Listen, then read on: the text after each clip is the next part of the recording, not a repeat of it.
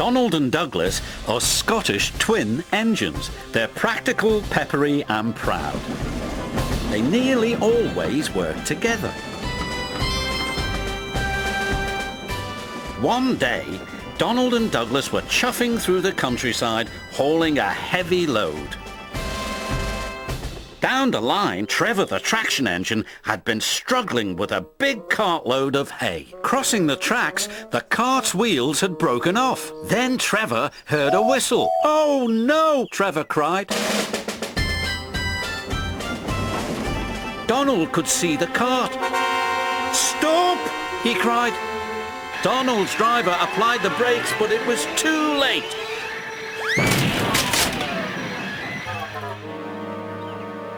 Luckily, no one was hurt. "Stop being pushy," Donald snapped. "Don't call me pushy," Douglas snapped back. "You shouldn't have pushed me into the cart," huffed Donald. "You pulled me, you mean," argued Douglas. "Didn't he?" Did, no. Did too." Before long, the track was cleared and Donald and Douglas were on their way. But the twins were so cross, they refused to speak to each other for the rest of the day.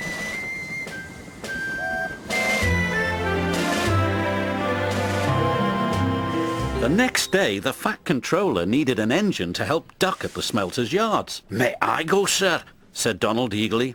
"I only need one engine," said the Fat Controller, "not two." "I am only one engine, sir," said Donald, "and I would like to work with Duck." The Fat Controller was surprised, but agreed. Thomas was worried. "Won't you miss one another?" he asked. "I know I'd miss Annie and Clarabelle." "I'll work better on my own," sniffed Douglas. "I have work to do," huffed Donald. At first, Donald enjoyed working with Duck.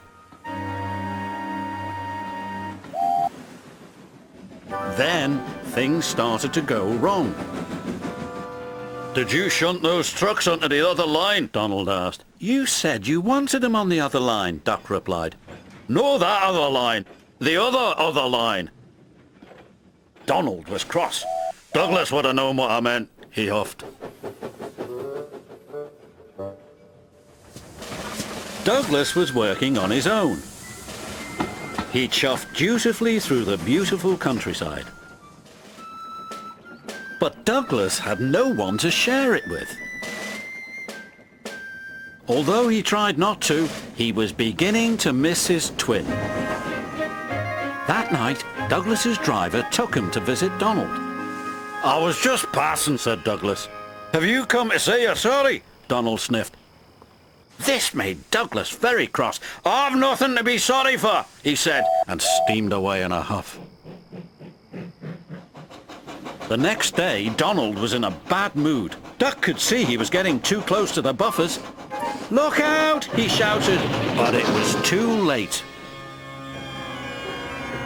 Donald's driver was very cross. "This wouldn't have happened if you were working with Douglas," he said. Donald knew he was right, and Duck knew he couldn't pull Donald back onto the rails. So he went for help. Douglas was sadly finishing his work as Duck steamed into the depot. "Donald's in trouble," said Duck. "Donald in trouble!" Douglas cried. "I'm on my way!" And he steamed off as fast as he could.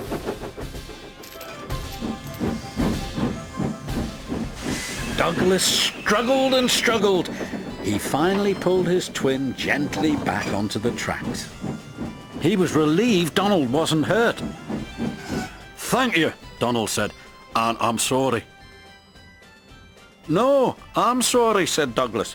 "I'm sorry," insisted Donald. "You don't have to have a row about who's sorry," chuckled Duck. "Just be glad you're back together." And they were.